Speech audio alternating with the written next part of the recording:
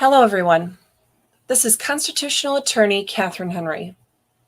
Today's broadcast is a little bit different because I am actually going to be speaking at a Pancakes and Patriots event in West Michigan right now. But of course, I'm going to be appearing through my internet link. So I'm just waiting for Brian and the other organizers to have their technical stuff set up and be ready to go. And then we will get right into the swing of things. The event is on our Restore Freedom calendar, the description of what the event is about, and some of the other speakers. I believe in the event on the Restore Freedom calendar, you'll see the website where you'll be able to click and go right to the website itself. That's not put on by us, but by the event organizers, to see some of the other speakers. And they also have a live feed going, which is why they're taking a minute to try to figure out how to get me included in on that. And we'll go from there. The purpose of what they asked me to speak about today was tyranny and government overreach. And anybody who's watched, well, any of my videos, any of the few hundred videos we've put out in the last 2 years, I'm pretty sure almost every single one of those, we have talked about government overreach and tyranny, although I don't typically phrase it in terms of that word. So I do have with me a sidekick today. Emma's in the far background, hopefully doing some schoolwork she didn't get done yesterday. But I do have the super handsome Mr. Henry, who is hiding off camera. And if I ever look over to that side, that is why. He's telling me that the organizers are going to be ready to go in just a minute. So we'll be able to get right into things. And for those of you who are watching live through our Facebook, YouTube, or Rumble, whatever we have it going on today, I do apologize for the ungracefulness that this will probably have because it's not my event. So we've never quite done it this way, where I'm speaking at an event electronically. So I'm not sure. You gave me the signal. Sounds like they're about ready to go. Okay. Don't give me signals. Just speak to me. Okay. So he's definitely not a good football coach, because the whatever baseball, football signals that were given over there, I wasn't, at least I'm not on his team. So I don't understand what he was trying to tell me. All right. So if for some reason there is any kind of issue with us connecting, oh, it looks like we got Brian now. Let's see. Okay. Take your camera off. Yeah. Kill your camera. How do we kill our camera? Go to menu over in the bottom left of Zoom. And can you pull up her full screen now? Yeah, I'm going to hit full screen. Yep, that corner. There we go. Perfect. Oh, wait, Great. we gotta stop the music. I'll call everybody back. Hey, we gotta stop the music first. Yep. Can you guys have the video on just for a minute so I can make sure we're all connected? Right. Can you play my song? Okay. Play song. Just one more introduction. ATK, yeah. That would be great. Now they're in the blue plaid jacket walking in. Can you go out into the foyer? Make it full screen. Now, thank you. Blame me, but don't you take accountability for this. This is not me. All right, and again, folks, if you could please come forward a little bit. We're trying to fill up the screen with people sitting in these tables. The cameras are back there focused on the podium. So if you could, please come forward. We'd appreciate it. What happened to my people? Thank you, ma'am. What happened to my people who were eating over here? Are they out on fire? Hey! You guys in the fire! Get in here! That be in here, but I hear audio just in the fake background. And then the video shut off, so I'm not sure what's what.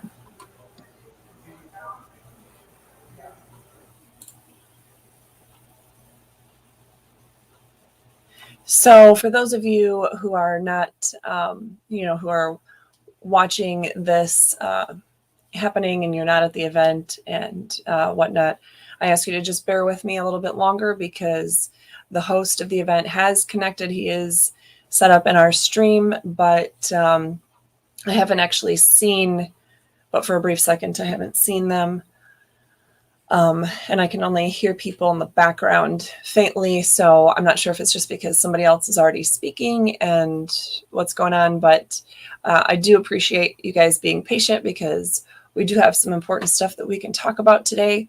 Hopefully talking about this subject in a way that brings together, ties together the various ideas that we've been talking about for years. Things that you've heard me say before. There's probably not a whole lot of brand new stuff if you're someone who has been hanging around the freedom fighting scene for the last couple of years, but I doubt that I've ever put it together in quite this way when presenting it to the public. And I think there's going to be some value in hearing it that way. If I have a chance, I may end up sharing some sort of, PowerPoint or notes of some kind. Otherwise, maybe we'll end up doing this coming week's episode. Can you answer it? Hang in there just a second, guys.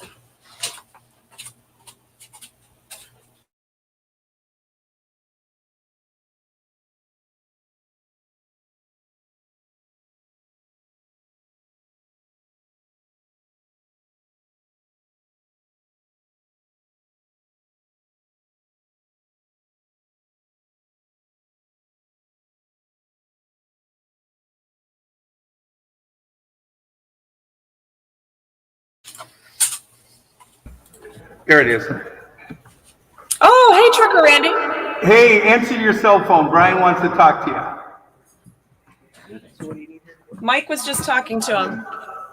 Okay, yeah, tell them that I'm gonna do your introduction, to tee you up, and then we'll full screen with You you. can take that screen off. Okay?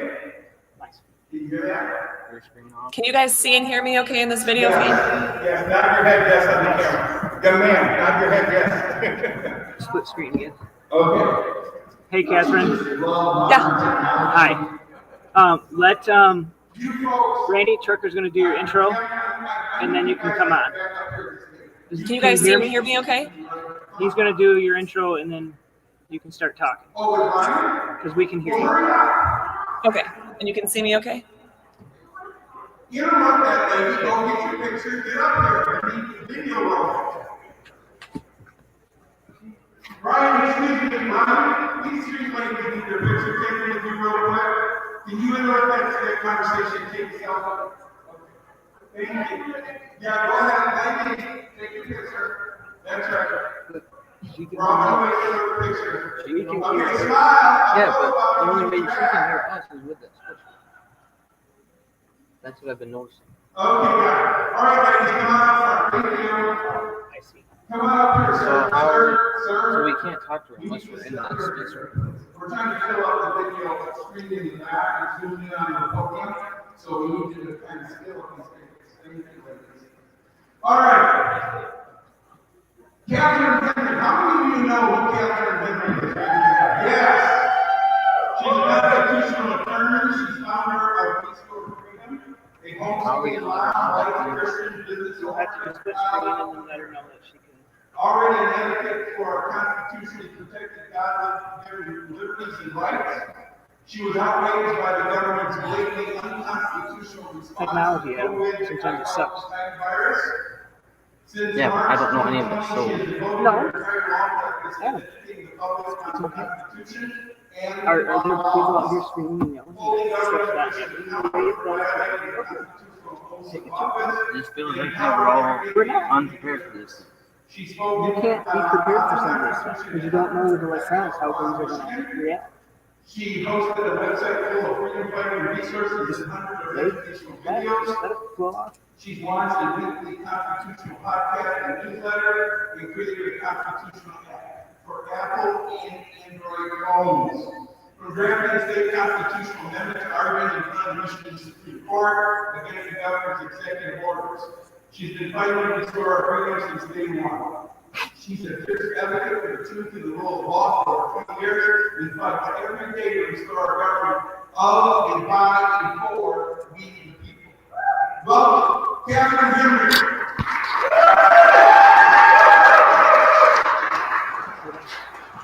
All right, this is my first time being presenting in this way, so you guys will have to let me know if you can hear me okay. Yes. All right, sounds good. Yes, I can hear you fine, Katherine. Go ahead. Awesome. Okay, so I was asked a few months ago to talk about, to speak at this, and I said, well, hey, Brian, what do you want me to speak about? And it was a pretty simple answer. We have walls here. So It was tyranny and government overreach. So that's a pretty broad topic considering everything that's happened to us, especially in the last 2 years. But I wanted to pull together the information and maybe talk about it in a way that we haven't really looked at it all together before, even in different speeches and things that I've given or presentations that I've made. The first thing we need to remember is, what is the purpose of government? And the first part of that is the government was created to protect our individual liberties. First and foremost, that's what its job is. As you all know, I'm sure, the Declaration of Independence tells us that we are endowed by our Creator with certain inalienable rights. And it's to secure these rights that governments are instituted among men. To secure the rights. It's just as true today as it was when that was initially written.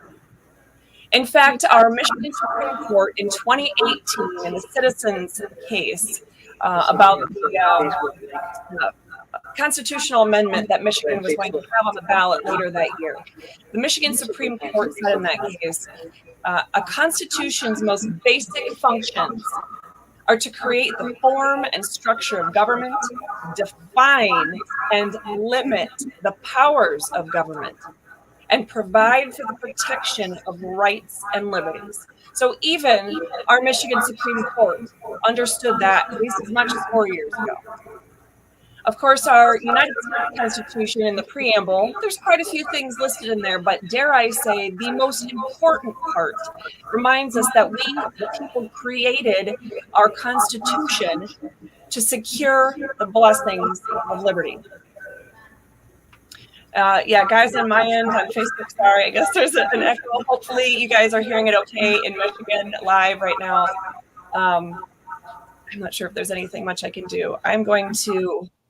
I just muted the other side. So if you guys are trying to talk to me, I guess you'll have to turn on the video and then I'll know to unmute you. So there's no echo. So sorry about that. So in our Michigan State Constitution, most of you, if not all of you, have heard me talk about our state constitution preamble, which I think is exceedingly clear and awesome for a variety of reasons. But it reminds us that being grateful to Almighty God for our blessings of freedom and earnestly desiring to secure these blessings undiminished to ourselves and our posterity, we the people established our state constitution and our state government. What about that phrase that Trucker Randy kind of emphasized in doing my introduction? Well, of the people, by the people, and for the people. Those aren't just words that we say. It's not just cliche or something that came out of the history books. Government was created by the people. We are all endowed, of course, like I said, by our Creator with these certain inalienable rights. And our Declaration of Independence reminds us that it is to secure these rights that governments are instituted among men, deriving their just powers from the consent of the governed. Our U.S. Constitution, of course, we start our preamble with "We the people of the United States." And of course, our state constitution, as I just said, we start that preamble off. We create our whole constitution and state government with the words, "We the people of the state of Michigan? Well, we also need to remember that government acts on behalf of the people, and wow, have they not been doing that. But I can tell you that in just 2020, ironically enough, when we saw the government not acting on behalf of the people in ways that it has far surpassed any of its prior bad steps, the Michigan Court of Appeals in 2020 reminded us that government does, in fact, act on behalf of the people, not just on its own accord. And of course, government derives all of its authority from the people. A constitution, as the Michigan Supreme Court told us in 2018, a constitution is made for the people and by the people. Those are literally the words of the Michigan Supreme Court just 4 years ago. In fact, the court continued to tell us that a constitution and the government it creates derives its force from the people who ratified it. And that the Constitution contains, quote, the principles on which the government shall act and by which it shall be bound. The Constitution, it contains those parameters. The government's not just here willy-nilly doing whatever it pleases. And finally, in that Michigan Supreme Court case from 2018, the court tells us that a constitution's most basic functions are, just as the Declaration of Independence tells us, to create that form and structure of government, define and limit the powers of government, but of course, providing for the protection of our rights and liberties. That brings us to the constitutional oath of office. It's something that most people don't know exactly what's in it, what it means.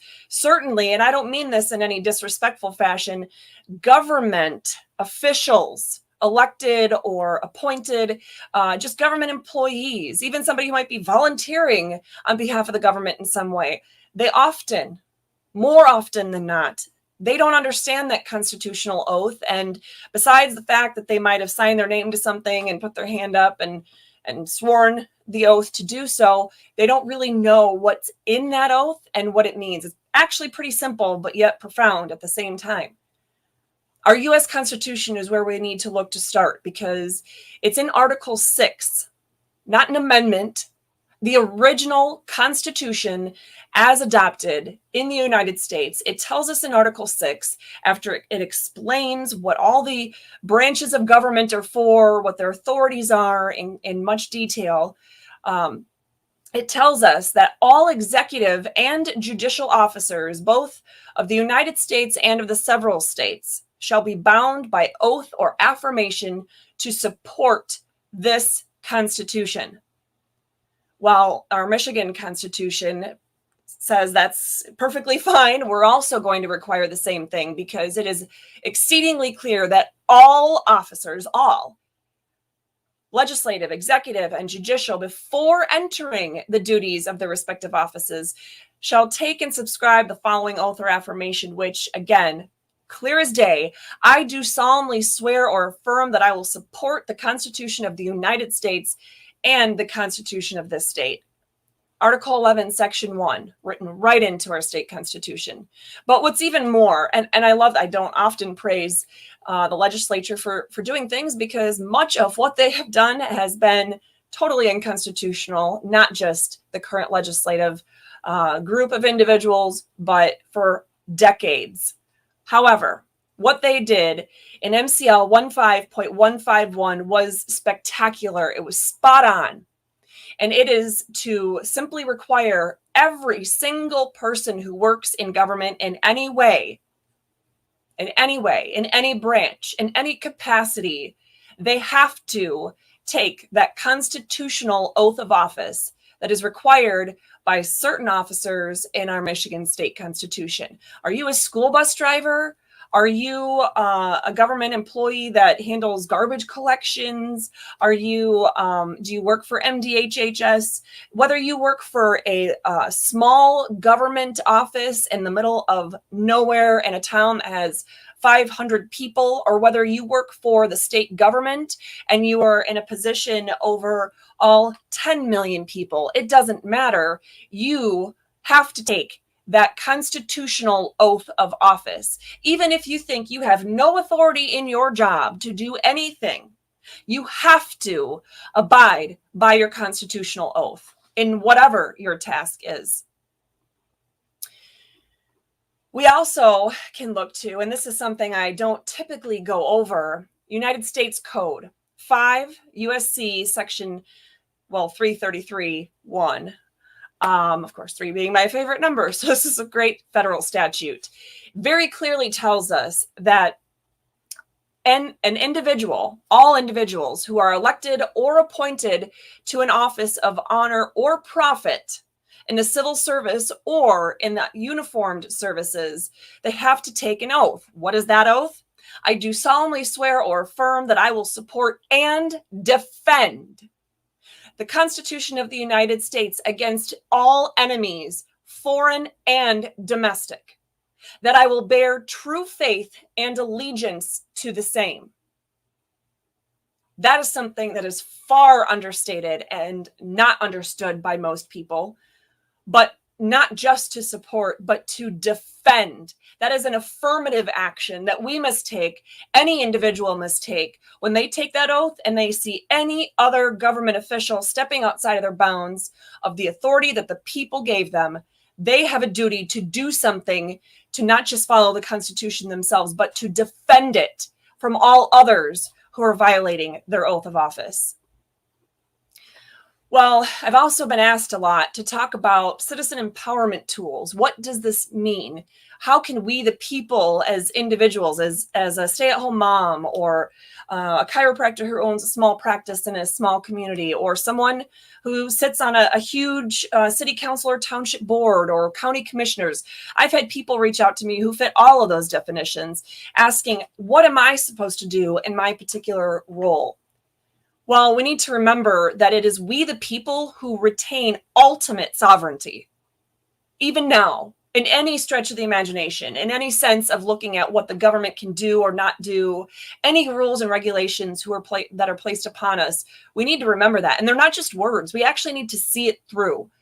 We, the people, hold sovereign power. And again, that 2018 Michigan Supreme Court case tells us that. It reminds us of that. In the United States Constitution, in Article 4, Section 4, it tells us that we are guaranteed that Republican form of government. Of course, a Republican form of government is, by definition, one where we retain that ultimate control and authority and elect people to step in and do the day-to-day tasks of government.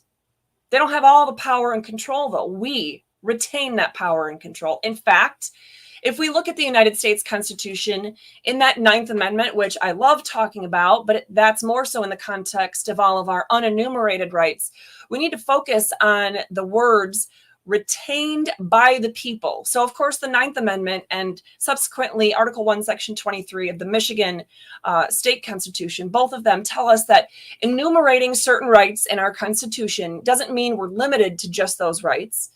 No, we are going to retain all rights given to us by God, and the government's job is to make sure that those rights are not denied or disparaged in any way. But not just looking at rights. And I guess before I move on, I should point out the government has no rights at all. Not a single government official is given rights under the Constitution. And certainly no government as an entity is given rights by God. God gives us our rights being created. When he creates us, we as individuals each have those individual liberties that are given to us by God. But if we go back to the Constitution and we look at the 10th Amendment, which I like to remind people comes after the 9th Amendment, and dare I say for a very important reason, We are first told in the 9th Amendment, we, the people, retain all of our rights. But then we tell them in the 10th Amendment that the powers not specifically given to a certain branch or level of government are retained either to the reserved, either to the states or to the people. We, the people, again, are in the 10th Amendment, which is often too far overlooked.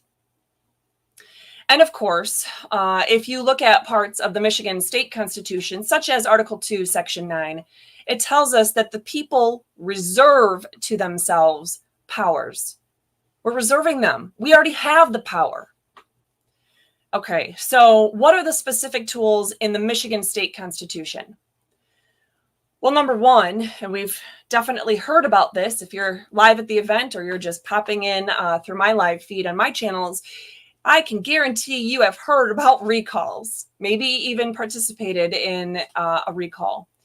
But our state constitution specifically reserved that right and power to us in Article 2, Section 8, where we are given the power to recall all elective officers, except for judges. That is done in a different fashion. Also in Article 2, Section 9 of our state constitution, we're retaining that specific power of initiative. In fact, that is to propose laws and to enact and reject laws. We've had several of those types of petitions throughout the state of Michigan in the last 2 years. But referendum, Article 2, Section 9, gives us that power to approve or reject laws that are enacted by the legislature. That's one we need to do more often. And it's timely. I believe it's 90 days within the final date that the legislature is in session. But we need to be watching what's happening. We need to be watching as bills are introduced. We need to be talking about them as they're going into committee. We need to be speaking at committee hearings. We need to go to sessions of the legislature far more often than the average person does. And if it doesn't work to stop bad law from being enacted in that regard, we have the power of referendum. We can stop it after it has been enacted. We, the people, retained that specific power in our state constitution. Of course, we have other tools, right? I would strongly suggest that you join with a small group of individuals in your local community and you break up how to tackle going to meetings, because let's face it, there's so many different types of government offices and agencies. It's impossible for any one person to be in tune with what's going on in each of them, but you should find a way to connect with your city or township, meetings. Is there a downtown development authority? Is there a planning commission, a zoning board of appeals?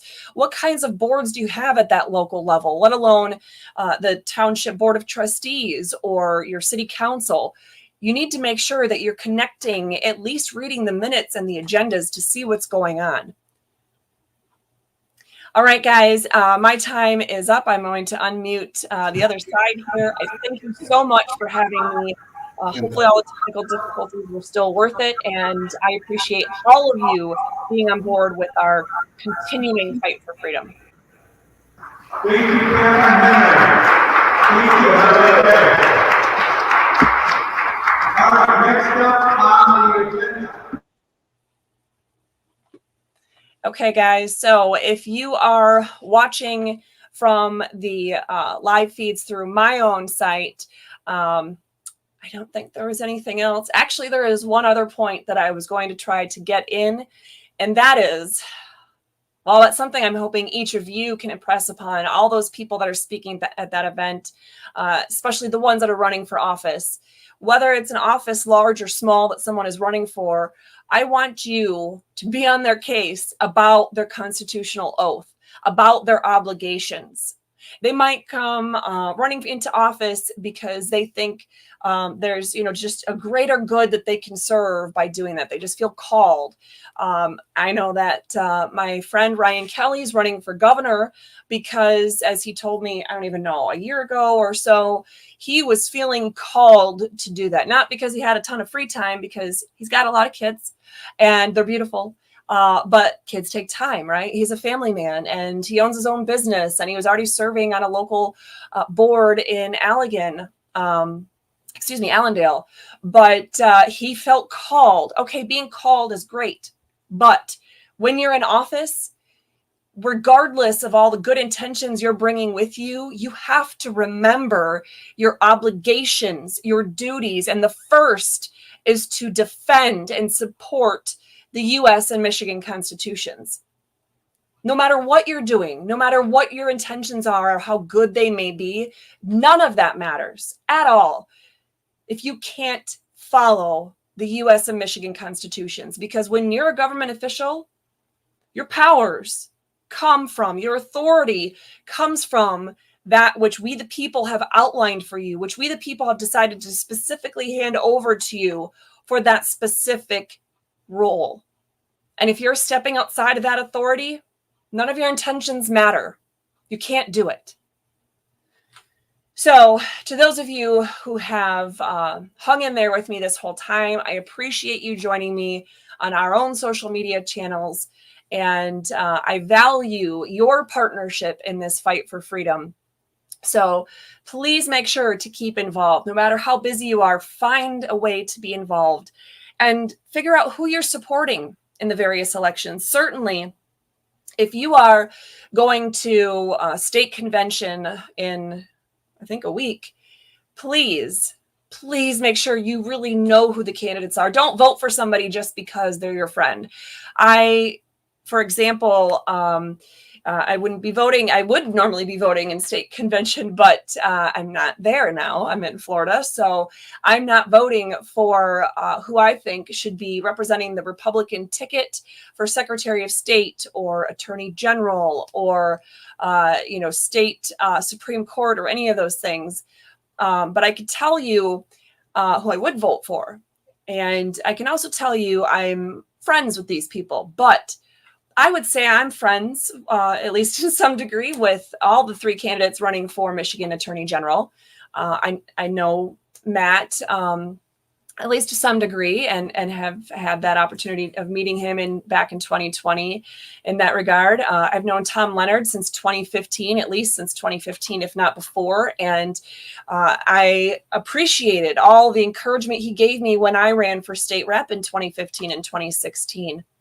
I know Ryan Berman, never heard of him before 2020, but I'll tell you what, he was one of the strongest supporters or co-workers, I guess you could say, that I had in trying to get the legislature to do the right thing in 2020, in April of 2020, to not extend their approval of the governor's executive orders and, quite frankly, to do a lot of other things. So even though I think all three of them are good guys, and I would consider all three of them friends in some capacity, I definitely would urge you to consider supporting Ryan Berman on a variety of factors. But let me just tell you, the easiest way for me to say it without disparaging the others is that I simply know he is the best man for the job. Now, do I agree with him on everything? No. I don't agree with my husband on everything, but I know that he's the best man to continue in his job as my husband. But I do know that Ryan Berman would be the best man for the job.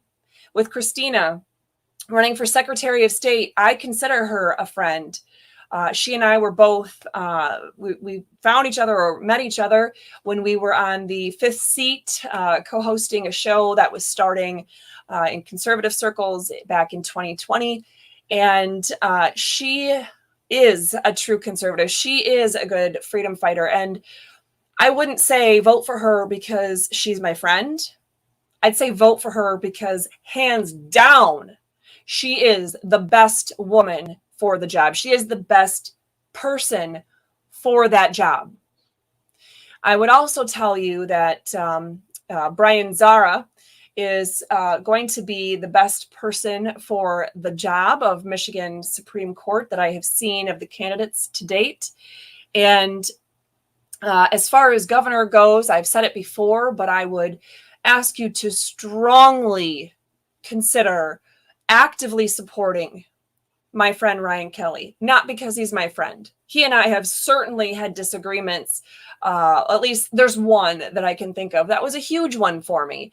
I don't need to go into a bunch of details and bore you about that, but I can tell you that even though that one thing was a huge thing that I disagreed with, he is still hands down the best freedom fighter that is running for governor in the state of Michigan. He would do the best job, hands down.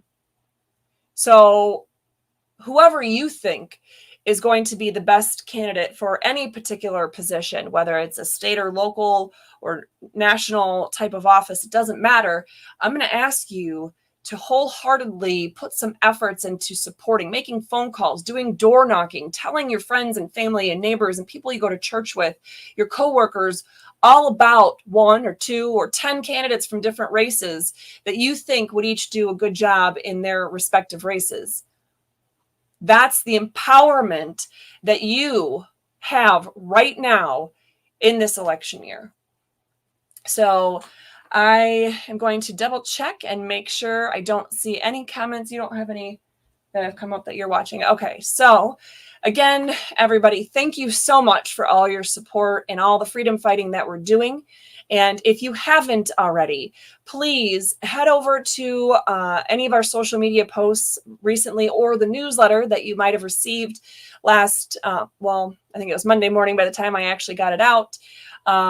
I was asking for your thoughts on whether I should participate as an amicus in the Iron Pig case that's bouncing back and forth between the Michigan Court of Appeals and the Michigan Supreme Court.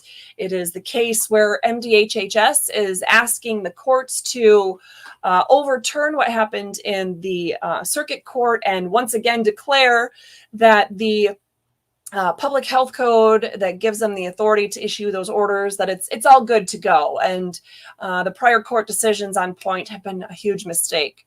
So if you think I should get involved or not, if you have any opinion on that whatsoever, please do fill out that opinion, that survey, I should say. Another survey that's out there isn't so much a survey, but I've decided that I will be doing an amicus brief in the case that Governor Whitmer filed just 9 days ago now in Oakland County Circuit Court, asking the court to declare that women have a right to abortion in the state of Michigan under the Michigan Constitution and to stop the Michigan prosecuting attorneys from ever enforcing MCL 750.14, which is the criminal abortion statute. I'm asking you to sign on board with that if you believe in the fight for freedom, specifically the fight for the right to life. If we don't have life, we have no other freedoms, right? I mean, the right to life is the very first and foremost of them all.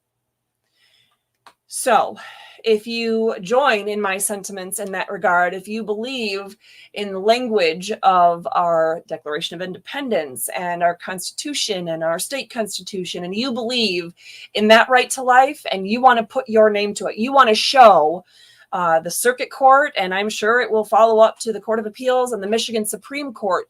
If you want to put your name to that fight for the right to life, please fill out the survey that we have posted for that this week and give me your information. If you want to speak on behalf of a business or organization, please do so there, or just as a person, as an individual. Thank you so much, everyone, for joining me today. And just double checking our comments. Hi from Denver. I appreciate Stephen from Denver and a lot of you from Michigan and others from other states and areas on our various social media channels today. Again, please fill out those surveys. Please do your best to support good candidates in all races, even if you're a candidate yourself for a certain race. And please make sure to remember why we have hope in it all.